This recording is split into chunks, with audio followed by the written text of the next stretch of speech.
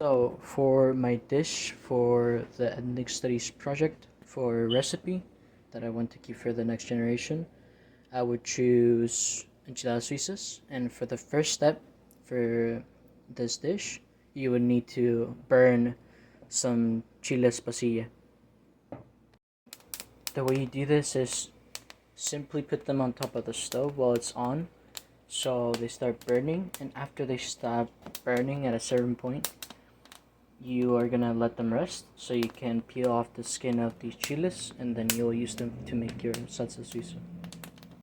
After a few minutes of turning the chile pasilla on the stove, it should look a little bit like this, and then you can take it off the stove. After all your chile pasillas are burnt, you should put them in a plastic bag just like this.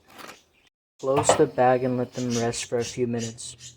Then you're gonna have to boil a whole chicken breast, and then on the boiling part, you're gonna have to add a tablespoon of salt, 4 garlic cloves,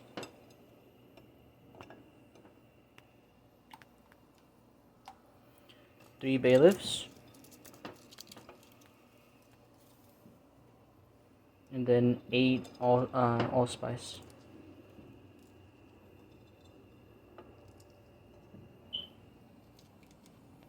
Plus, you're gonna have to add 1/3 of an onion, and then you let it boil. The chicken is boiling. We're taking care of our boiling chicken. We're gonna want to put our attention on our chili pasillas that have been resting in this bag for a while. Been steeping inside of the bag. You can start peeling off the skin out of them just like that. And you want to do this for every single one of them until they don't have any skin left. So just take off all that burnt skin. Make the process easier for skinning the chiles by using a spoon. You can just scratch off the skin with the spoon. After skinning your chiles pasilla, what you're gonna have to do is open the inside of the chile pasilla with a knife. After, you're gonna have to take out this part of the chile. So with the entrance you made from the inside, push it out of the chile. This.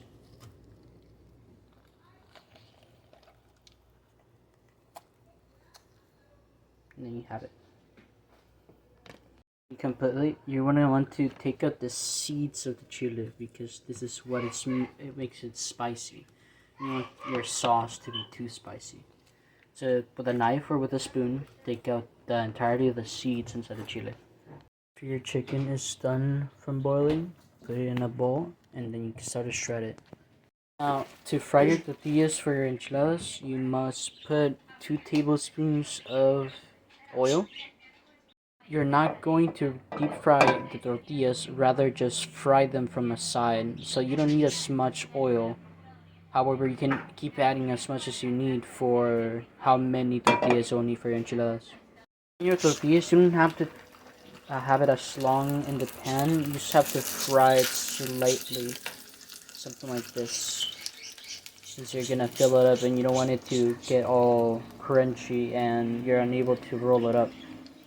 For the sauce, you're gonna use your chile pasilla that was skinned and also cut into pieces. I'm cutting it into pieces because I am gonna use a hand blender. Then a 1/4 of onion, 3 cloves of garlic. You're gonna need a handful of cilantro like this. You're gonna need half of a Philadelphia cream cheese original, and then also 5 well, I'm using 5 Swiss sandwich slices, but you can use other type, like an actual block of Swiss cheese, about this amount. And then you're gonna need 1 tablespoon of sour cream, 1 cup of sour cream. You have to sieve your chicken broth so you can have the chicken broth into the salsa. You're going to use about a cup of it. Sauce is fully blended. You're gonna have to fry it on a pot with enough oil so it can heat up. Sauce is frying. You should be able to take some shredded chicken, put it into the tortilla, and then roll it up to make an enchilada. You can put it on your tray.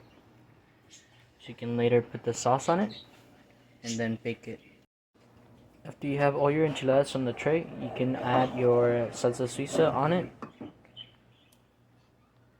Just like so. Spread it around the entire part of the enchiladas so they can be soaked in it. So add a generous amount of it. Like that. They have to be soaked on them as the recipe is like that. Just add a very generous amount of it. As long as it covers everything in the plate or the tray, that is.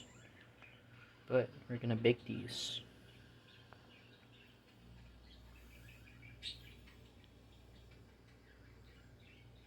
Like that.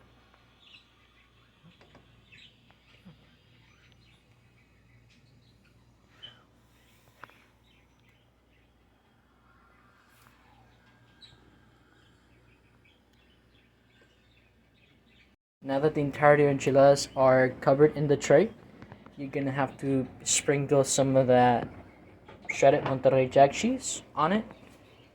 Just like that. Just add a good amount of cheese. Just like that.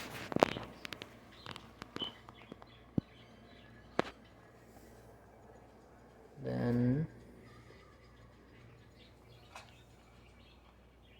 now that you have everything covered up with cheese, you're gonna have to bake this for at least an enough amount of time for the cheese to melt on top.